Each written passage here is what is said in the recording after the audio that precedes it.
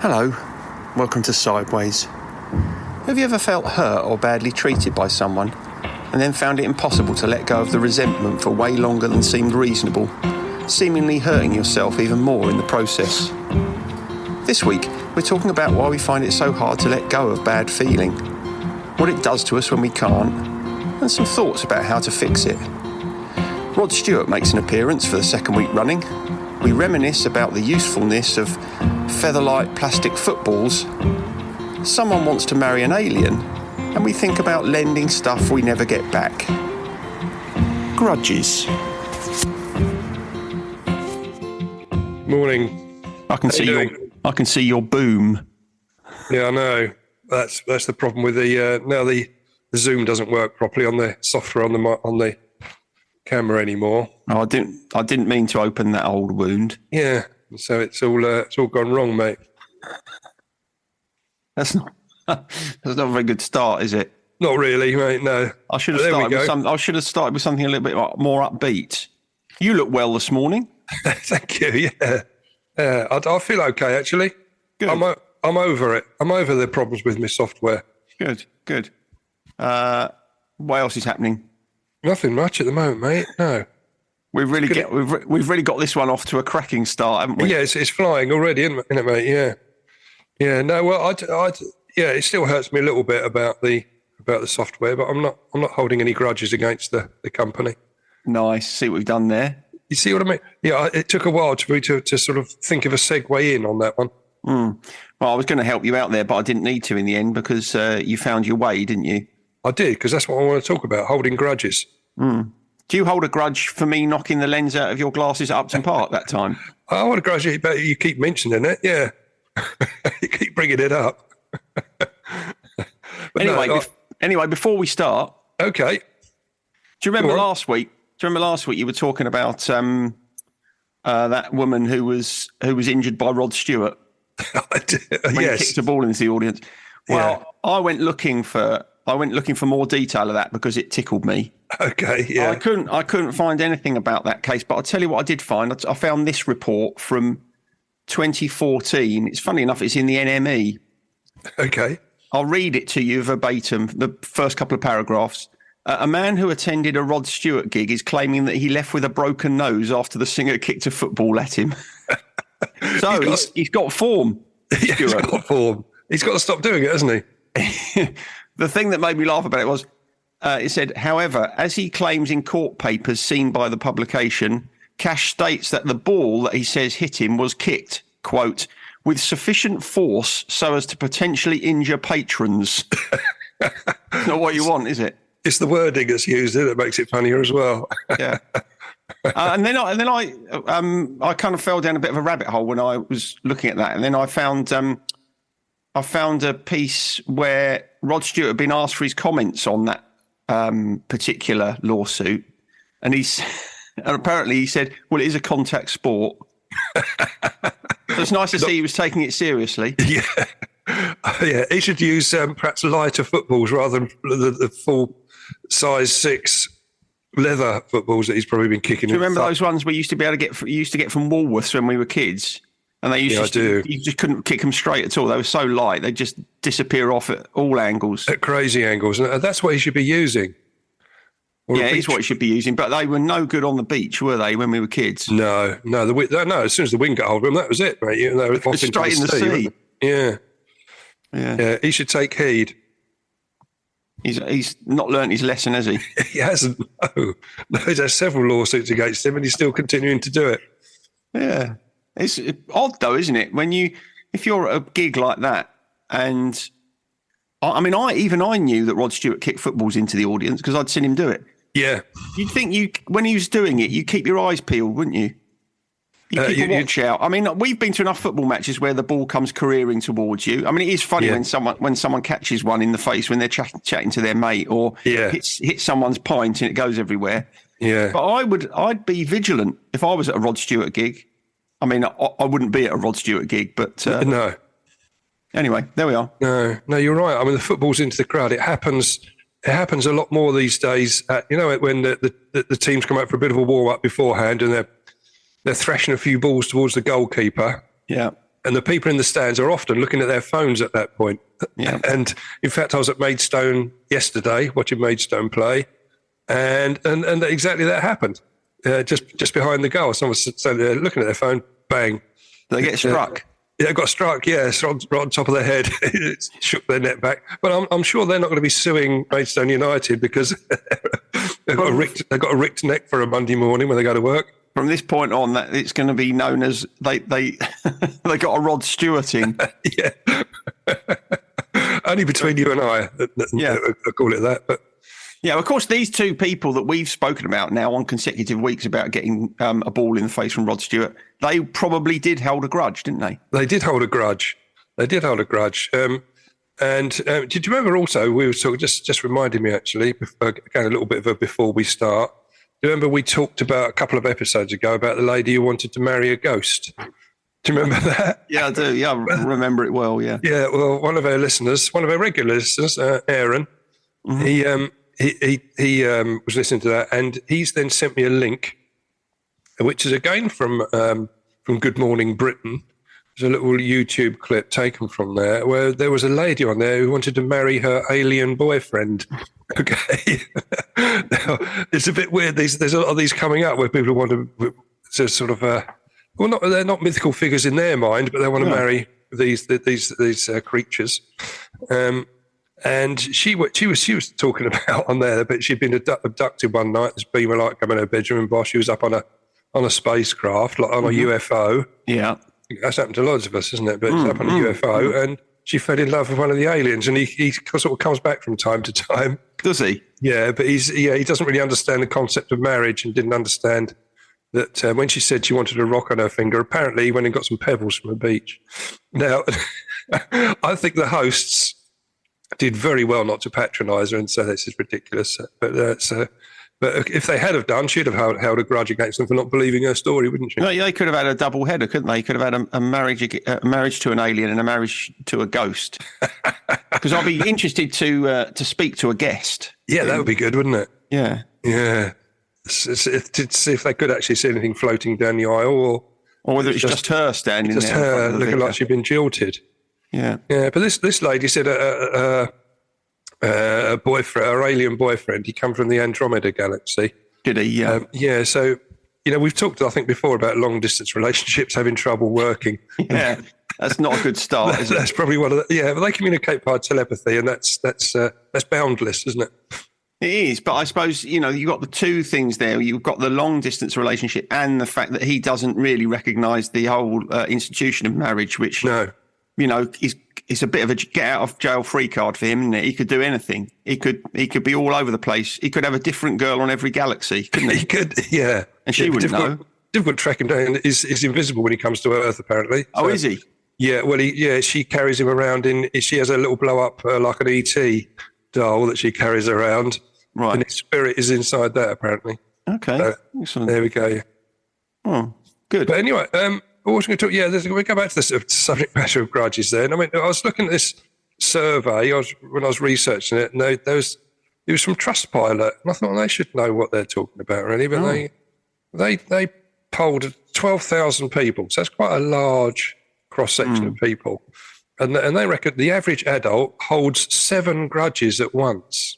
Really? Yeah, I know that can't be right, can it? That's average. So there's people with more than that. I mean, okay, Trustpilot. I suppose it's a reputable name, but I don't think they're known for their academic rigour, are they? No, they're not. I'm okay with them reviewing a restaurant or something like that. But I'm not quite sure about market opinion. 7 grudges. I mean, have you got 7? Do you hold 7 grudges? No, I haven't got any anymore. But I don't think I hold any grudges. No, yeah, which they didn't come and ask us. We'd have taken the average right down, wouldn't we? We would have been at least 5.5, wouldn't it, after we'd been involved? So what do you reckon the most common causes of grudges are?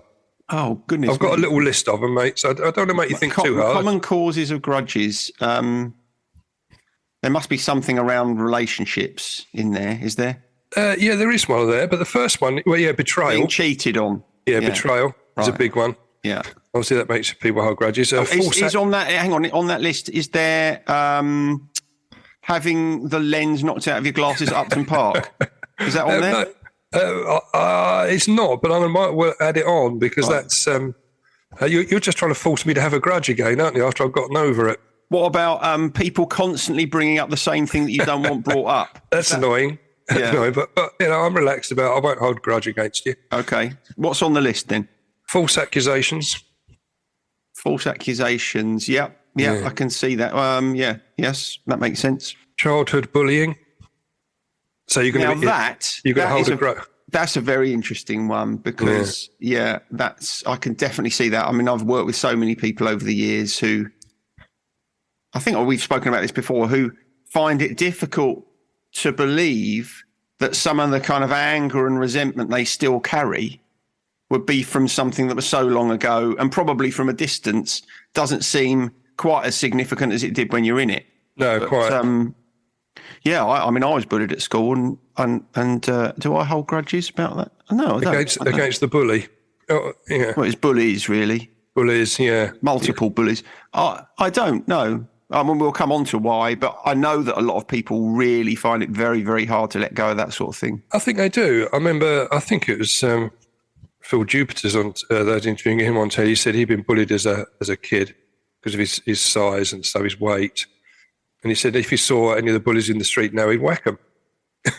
Give them what for? Whether it's just bravado or it probably isn't the right way to deal with it. But I can imagine if you're holding a grudge for a long, long time and not had help to let it go, it's going to fester, isn't it? Yeah, well, perhaps we'll come on to the folly of whacking someone. I mean, I was bullied at school for the same reason because I was fat, as you will remember. Oh, I do. I didn't bully you, though. I don't think I should have done. No, I don't think you bullied me. You probably laughed at me a bit. But I definitely wouldn't. If I saw any of my bullies in the street, I wouldn't whack them because I'm still as timid as I was in those days.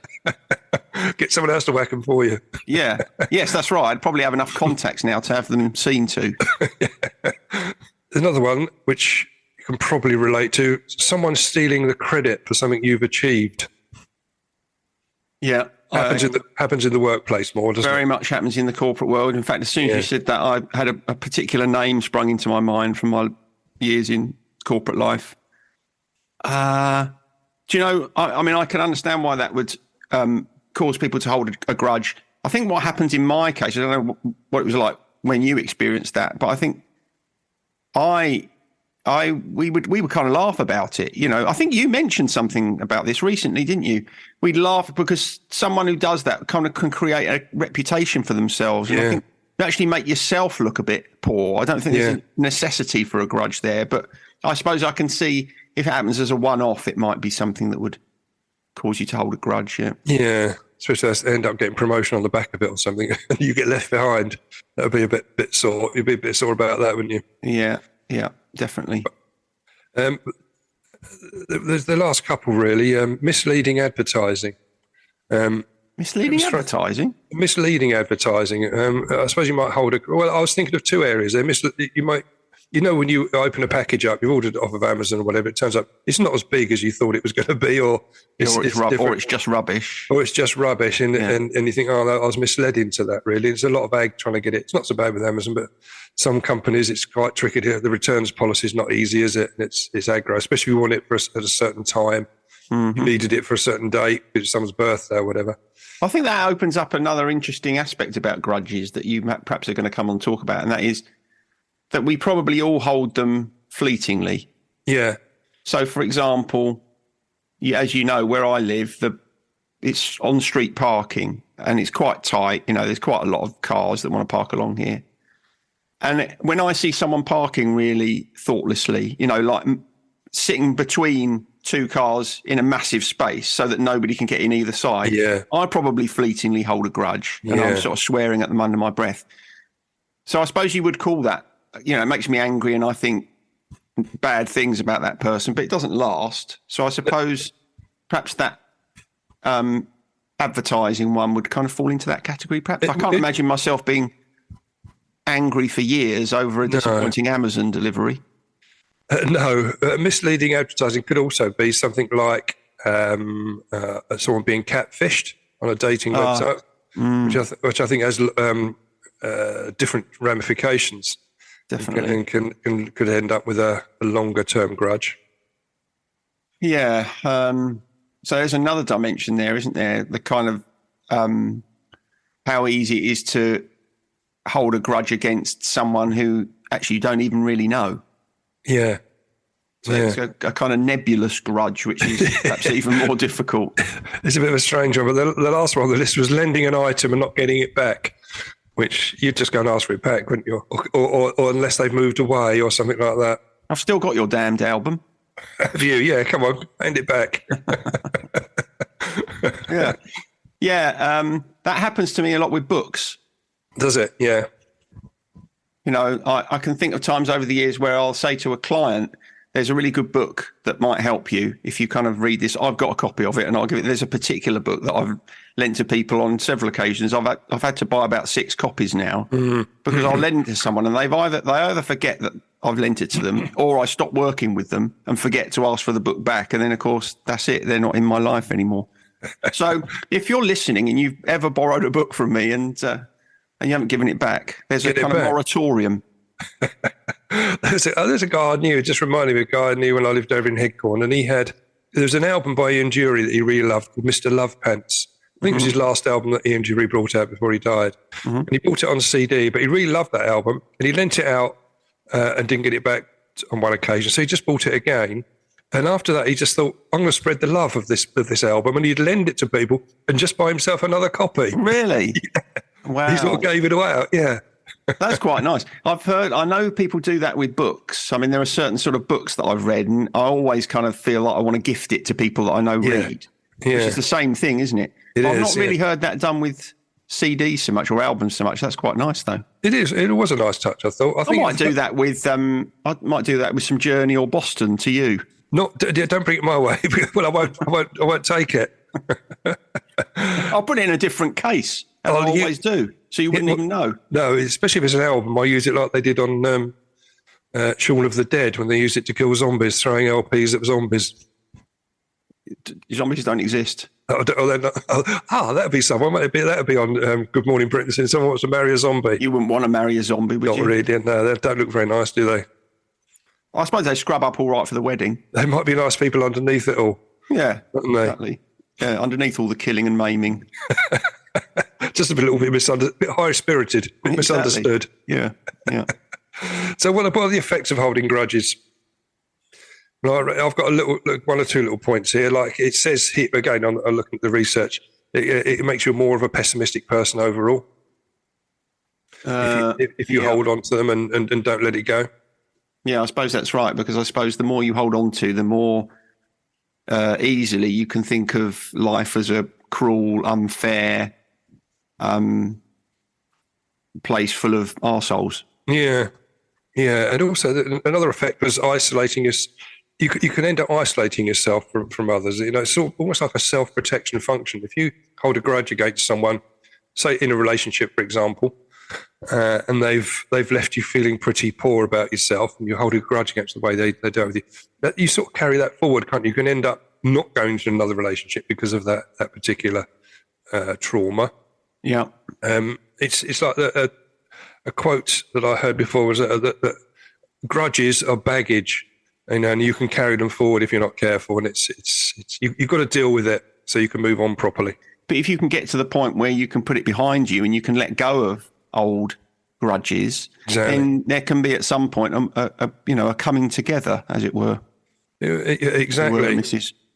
Exactly. Now, other effects, just a couple of other ones I want to look at there about it adds to your overall stress, and it can increase your risk of cognitive decline. So it negatively affects your mental health. I think we've all seen people get into that cycle of a grudge against someone or something, and it eats away at them, and they get worse and worse, and the actual grudge becomes bigger than what it originally started out as. And that can lead. We've seen it, haven't we? Seen people get anxious about it and depressed, and all other related mental health conditions. I think there's I can't think of any off the top of my head, but I'm pretty sure that there's some pretty extensive research on just that holding grudges, bad blood, being unable to forgive people tends to have quite significant impact on your own mental health, particularly in regard to stress and depression, even kind of stuck trauma like post-traumatic stress. Yeah, exactly. I want to go on to that in a moment, but I just wanted to, you mentioned forgiveness there. And I think that's when you look at forgiveness as a way of overcoming a grudge, forgiveness is a great way forward. But sometimes, being told you've got to forgive someone, it almost, I don't know, it feels dismissive of your pain. It's, just forgive me, I crack on with it. But I think people don't really understand what forgiveness is. And I think when I was looking at this, it's what forgiveness isn't that is most important, I think. Mm-hmm. Because when you look, if you are looking to forgive someone, it doesn't mean if you forgive them that you pardon them. You're not relieving them, are you, of their responsibility? That's still there, and you're not condoning them. You're not saying their actions or behaviour was okay. That's not part of forgiveness either. No. Or forgetting about it. You're not forgetting about the incident. That forgiving doesn't encompass that. As the same as an excuse. You're not, because sometimes people will try and justify the other person's actions as a way to try and forge their way forward via forgiveness. Mm-hmm. That's not what forgiveness is about either, is it? It's none of those. It's much more about giving yourself the coping mechanisms to go forward and to move on from it, isn't it? Yeah, it's exactly that. It's about releasing yourself from that burden. Yeah. If you've done something to me, like I won a tease made from you once and you never given it to me, okay, then my ability to forgive you releases me from having to constantly carry it.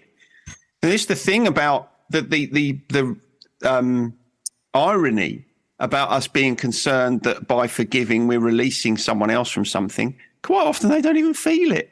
Exactly. So you're not releasing them from something that they never felt constricted by. So I think that's exactly it. We don't have to, but it's more useful for us to think of forgiveness as something that really we are doing for us. Exactly. That's right. What you did was not okay, but I'm not carrying it anymore, and therefore I'm letting go of it. Well, exactly. To take your point before about someone parking awkwardly in a space and taking up 3 spaces, you may hold a grudge against that person for doing it. They're not being affected by it, are they? About you? The only person that's out of that situation, the only person that's being harmed is you. Mm-hmm. So holding on to that grudge is unnecessary. And however difficult it is to move on from it, it's what we've got to do. And it's what I wanted to talk to you about, is how do we do that? How do we move on from holding a grudge? How do we put that behind us? I think that one is that's the first thing. And it's not an action necessarily, but the first and probably most important way in which we let go of grudges is to recognise that the only person they're harming is us. Yeah. Nobody cares. Nobody else cares. Just because you hold a grudge against someone, it won't be hurting them as much as it's hurting you. No. So if you recognise that, if you can really appreciate that and say, okay, I can see that holding this grudge is making me uncomfortable, and there's a good chance it's making me more uncomfortable than anybody else, then at least you're kind of starting from a position of, okay, it will serve me to get rid of this. It will serve me to let go of this. I think often with stuff, we have to accept that the objective is worth achieving before we can put stuff in place that helps us achieve it, if that makes sense. It makes a lot of sense. I mean, it also, if you're in a situation where you're holding a grudge against someone, they're not affected by it, as we've just said. I've known a lot of people that rather than forgive them, and so that equalises the field that you're both on, then you're both in the same position. They seek revenge. So, right, I'm hurting, I'm going to hurt them. And we know that that's the wrong way forward. And to know how that will then escalate, it's much easier to pull back and to get yourself back on an even keel by acting through forgiveness rather than revenge. Yeah, it also doesn't help. Revenge doesn't help. I've had this conversation with people a lot over the years where, people feel as if they've been badly treated and they want the other person to hurt. And they either want them to hurt through some other means, or they want them to hurt through something that they can do to them. And there's this belief that getting even makes us feel good. Now, it might give you a fleeting moment of satisfaction because you think, yes, you bastard, you're suffering now like I did. Yeah. But nobody wants to feel like that permanently. That feeling of, I got you, that's not who we want to be. If you look inside yourself and you say, well, actually, I want to be someone who relishes other people suffering when they've done something bad to me, then that's not really the way to go. What you want to be able to do is to be able to rise above it and say, well, that's okay. If that's the way you want to live your life, you carry on like that. But that's not who I am, and I'm not going to live like that. And I know it's, in some situations it's easier to say that than it is to do it. But I think that's what we want to aspire to as human beings, isn't it? I would have thought so. I can't think of anything more miserable than, holding grudges and feeling bitter and resentful and angry all the time. I mean, God, how exhausting. Well, that is. It's emotionally exhausting, isn't it? And it has a physical effect on you. Yeah. On your physical health can suffer as well as the mental health issues that we've talked about just then. But right. I've known people that have sort of plotted revenge, and it can take years of their life. It's eating away at them. We've got to do this. Got to. Obviously, I've known people that have come to groups that have done exactly that, where they want revenge on something. It's taken a long time to get there. In the meantime, their mental health issues are all over the place, and they're taking drink and drugs to sort of nullify that, and they've ended up carrying out acts of revenge, and they've ended up in prison. And the only person that's hurt over it all, really, at the end of the day, is the person doing the perpetrating. And we've spoken about this so many times. When you have uncomfortable feelings and anger, resentment, bitterness, feeling a grudge, they're all uncomfortable. If you are too quick to try and shift that feeling on by doing something, by behaving your way out of it, that's how people fall into addiction. That's how people end up in prison, because they've gone for revenge. So that point is really about saying, okay, I've got these feelings.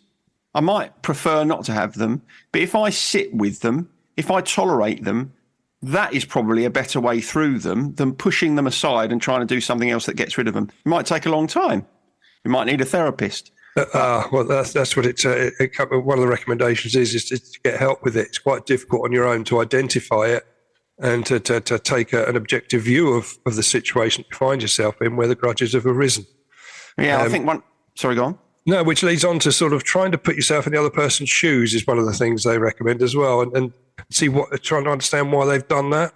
I think that's tricky. It is tricky. Yeah. Obviously, if you can do it, great.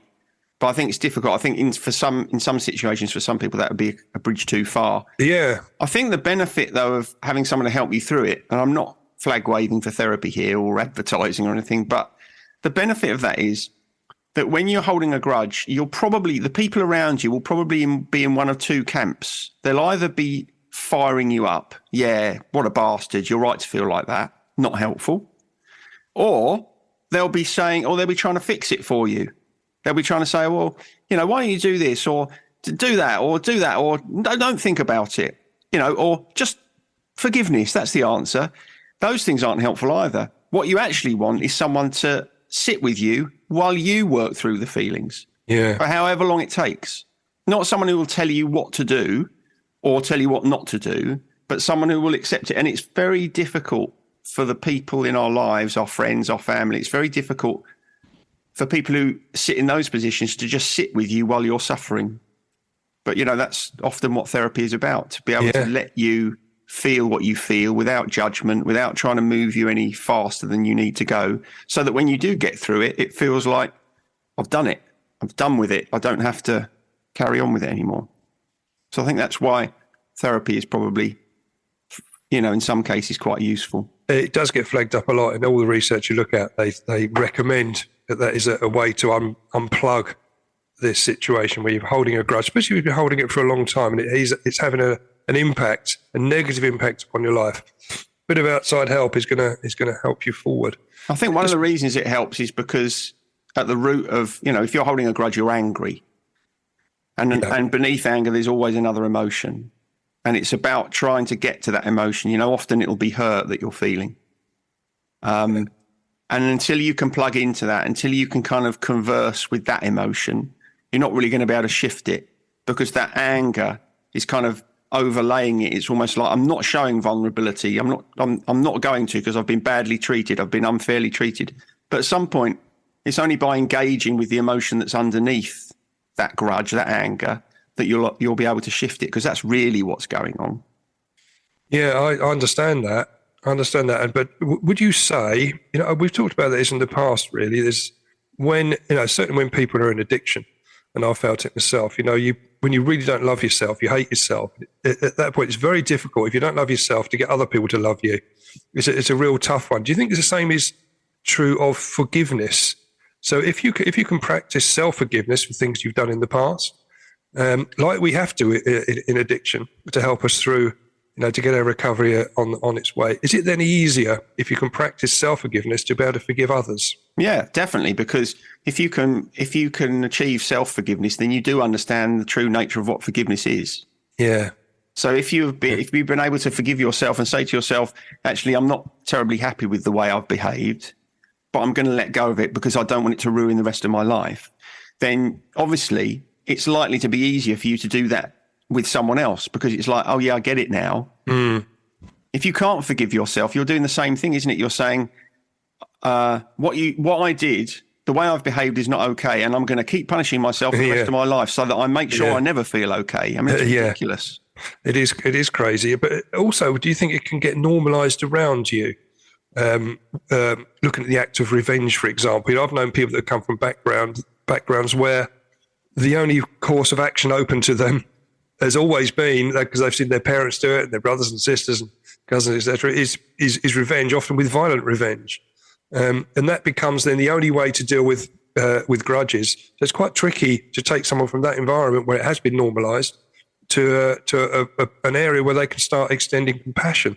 Yeah, I think that again is another reason why therapy can be really useful. Yeah, because it offers you the opportunity to take a different perspective. Yeah. So, for instance, if you go into therapy and you do come from that background where actually the only answer is violence, for example, then in therapy that kind of myopic view of how to get over this will be challenged. There'll be a point at which, there'll be a discussion about, well, where's that going to go? What have you seen happen here in the past? What are the consequences? And in your normal environment, none of those things are going to be challenged, but they would be challenged in therapy. Yeah. That's exactly what I mean. Yeah. Yeah. Because if that's the background you come from, you'll either have people egging you on or people telling you can't do it. But what you won't do is you probably won't have people around saying, well, okay, let's think about this. Let's think about what might happen if you did this. But I think that it is that normal, because someone was saying the other day, I just want to get back and to feel normal again. And there is no normal, is there? There's no normal, because again, that's subjective. Yeah, I think when people say I want to feel normal, what they really mean is that they want to feel okay. Yeah. Yeah. You must get that all the time. They might remember a time when they felt okay, and they might say, I want to go back to that. Yeah. You probably can't go back to that. But I think whenever I hear someone say normal, I always think, oh, what you're telling me is you just don't want to feel like this. Yeah. Yeah. Yeah. No, I agree. But that's pretty much me wound up on my notes for Grudges. I've got a couple of other thoughts about. I was hoping you would have, yeah. Things you can do if you're struggling to move a grudge. Yes. So we talked about sitting with your emotions. I mean, one of the good ways to sit through your emotions, you mention it quite frequently, and this is a good one, is mindfulness or meditation. Yeah. I mean, you might not have a meditation practice and you might not do mindfulness, but if you're holding a grudge and you're not shifting it, now might be a good time to investigate it, see if there's anything there for you. Journaling is really good with grudges. That's our old friend, isn't it? Yeah, I'll tell you the reason that journaling's good is because really when you're holding a grudge and you can't shift it, it's almost like you're stuck. There's something stuck. And the good thing about journaling is if you just allow yourself to kind of write what you're feeling, it frees something in you. It's like it can clear that blockage. So if you don't put any restrictions on yourself and you don't say, I've got to watch my spelling or I've got to think about what I say. No, just write. Let it come out as it comes. That can be a really effective way of freeing yourself from kind of carrying that. And as an extension of that, the other thing is a therapeutic letter. Writing a letter that you're never going to send to the person who has wronged you. Yeah, I did see that somewhere, but I didn't put it on my notes, which I don't know why, because we did exactly that when I was doing my rehab course. Yeah, I know we've spoken about it before, but the therapeutic letter is very different from an ordinary letter, not just because you're not going to send it. You must never send a therapeutic letter. But there are kind of some parameters around it that are really important. So when you start writing, you should you should just keep going, keep writing. If you get stuck on a thought, you just can write that thought over and over and over and again, because there's something there. There's a reason that you're kind of stuck on it. Again, you don't worry about spelling or punctuation or language. You say it exactly as you want to say it to that person, knowing full well that they won't read it and you won't have to deal with any consequence from that. And that's just another way of kind of freeing those emotions again. So I think any of those are good ways. We talked about forgiveness. That's an important one. But, there are some little practical things you can do that are probably quite helpful. Okay. Should we move on to our regular features then? Why not? What have you got for gratitude? Is it yours or my turn to start this week? I think it might be my turn this week. Can't remember. But anyway, I'm happy to go second. It's up to you. Right. So this week I'm grateful to you. Okay. For me, right, okay. For putting me in touch with a roofer. Oh, right, okay. Because I've got a leak in my roof and a massive damp patch in the back bedroom. All right. And everyone I was contacting, it's like they either didn't come back to me or they were busy till 2027. And then I asked you, thinking, no, Martin won't know any. And you gave me a name, and he was very responsive, came round. So I'm grateful to you this week, which is a rarity. That's a collector's item. It is a collector's item. But you see, the guy that came around, he's in recovery. He's part of of the recovery community family, and we look after each other. So we go the extra yard. So he's probably very busy, but he thought, you know what? It's one of my fellow recoverers asked me to do this, so I'll crack on. So that's the way it works. So that's good. Yeah. Right. So the message here is, whenever you want a tradesman, try and find someone in recovery. Exactly. Because they're reliable. Exactly. Yeah. Yeah. We're changed people. We put other people very much at the top of our list. Yeah. Well, actually, when I've sort of other work done, you've done quite a lot of work for me. Perhaps I should only use tradesmen in recovery. And now you're talking. I need a plumber, an electrician, a builder, a carpenter. Well, because I was struggling a little bit this week for gratitude list. Well, I know I've got plenty to be grateful for, I think. But I think because it reminded me of one that entered onto my gratitude list quite some time ago. Do you remember I was talking about trainer socks? I enjoy them. Well, this is another set of socks I've come across, which is padded socks. Oh, yeah, I know a padded sock. I'd never treated myself to some before. They're a bit more expensive, but I bought some. I thought, I was grateful for finding them, because it's like it helps. It's like walking on pillar. I think perhaps as we get older, we want our feet comfort is much more important.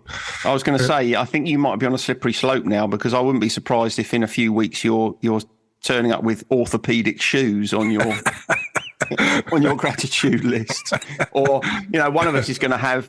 I'm really grateful for my new mobility scooter. Exactly, yeah. We are on the gradual decline towards those sort of things, aren't we? But they're still very valid. But we all are, aren't we? We are, yeah. We're just a little bit further down the slope. Yeah. Anyway, daysoftheyear.com. Yeah. And nothing great here on the really, but there was two that caught my eye. One was Name Your PC Day. Weird, Name Your PC. Yeah, like how people name their car. I've never named a car. Have you? Ever no. Name for it? But a lot of people do, and they're always in. They still always tend to be. They're always feminine names. Oh, they always call the car the she. She's a good old runner. Why would you name your PC? I don't know. It's to show love for your PC. I mean, most of the time, I've called my PC. What's a load of bullshit? I've called my PC a few names over the years, haven't you? And it goes wrong. Have you given your camera that you bought a name? I can't put it on here. So, yeah, I didn't like that. But, and the other one was National Absurdity Day, which was... Absurdity? Oh, yeah, okay. It's encompassing, moving you away from perhaps a stereotypically boring Sunday, where, Morrissey used to say that every day was like Sunday, so I don't know where he'd fit this in, but for us, if you have a day where you do something more absurd, do something which you haven't done before. I don't like the idea of that, because I like routine. No, it's tough, isn't it? It's tough. It's more Monty Python-esque, I think. I could have watched an episode of Monty Python. Yeah, that tick that box, wouldn't it? Yeah. Right. On this day in music, couple of things. Well, there's three things here, but two are quite linked, really. There wasn't a great deal of some great new albums that were brought out on this day or anything, but in 2004. Liam Gallagher lost 2 front teeth in a fight in Munich, If that's any good to you. That's good. Yeah, that's good to know. Yeah. I think a lot of people wouldn't mind if being the person that inflicted that. But no, I bet there are a lot of people that hold a grudge against him. Well, exactly. I expect he held a grudge against the magistrates in Germany. He was fined for 40,000 quid, and obviously his dental bill would have gone up quite significantly, wouldn't it? And on this day in 1975, Keith Moon, the crazy drummer of the Who, he spent the night in Clink because he was drunk and disorderly. Go on. He'd appreciate an absurd Sunday, wouldn't he? He would do. Yeah. So he was put in Clink for drunk and disorderly conduct at a party. Oh. Now, I'd imagine, parties, a lot of people do get a little bit drunk and disorderly. I mean, Keith Moon would have taken it to the extra level, wouldn't he? Would, yeah. I can only imagine what sort of tomfoolery he was getting up to. It earned him a night behind bars anyway. But on this day also, a year earlier for Keith Moon, so the 20th of November is one he's got to be careful of.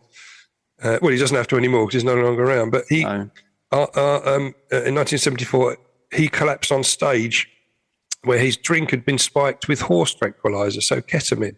Oh. Now, spikes is whether it... Because he used to he take might put that in himself, mightn't he? That's exactly what was going through my mind, because he did take a lot of all sorts of different sorts of drugs anyway.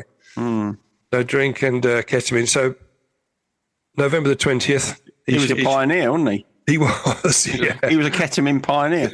But it's interesting that sort of this day in music, because I was looking on the internet last night, and I remembered, that you looked this up, and I thought I'll have a look at that site, and I had a look. And I found something yesterday on November the 19th that I thought you'd enjoy. All right. It's tragic, but it was so weird that I thought I'd share it with you, which was, I think it was November the 19th, 2014 or something like that. I can't remember exactly the date. That was in my my lost decade. Then, right, so you wouldn't have known this. No. 2 farmers were found not guilty after a hay bale crushed ELO cellist Mike Edwards to death. To death? Yeah. Oh my God. Yeah, which is a shame, really, because it means you can't really laugh as much about it as you'd like to. No. If it had slightly injured him, it would have been funnier. Correct. It reminds me of the headline you made up in the local paper once, pensioner felled by keep left bollard. Do you remember that one? I do, yeah. Which never actually was in the paper. No, it wasn't. I just thought it would be a funny headline. Yeah. So it reminds me of the sort of headline you might have made up. Anyway. Should we call it a day, mate? I think so, yeah. And we managed to get through the whole episode without talking about the World Cup, which is as it should be. Well, it is. Consider it starts today. Mm. All right, then. Okay, mate. Take it easy. Next time. Bye. Laters. Sideways was created by Graham Landy and Martin Pankhurst. If you want to read more about our work or sort through the extensive archive of past episodes, just visit grahamlandywellbeing.co.uk/sideways-podcast.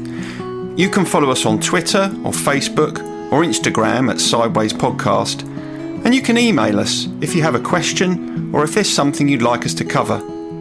But most of all, we want to tell you how grateful we are that you come and listen, and we ask that if you've enjoyed what you've heard, that you spread the word. And we'll see you next week.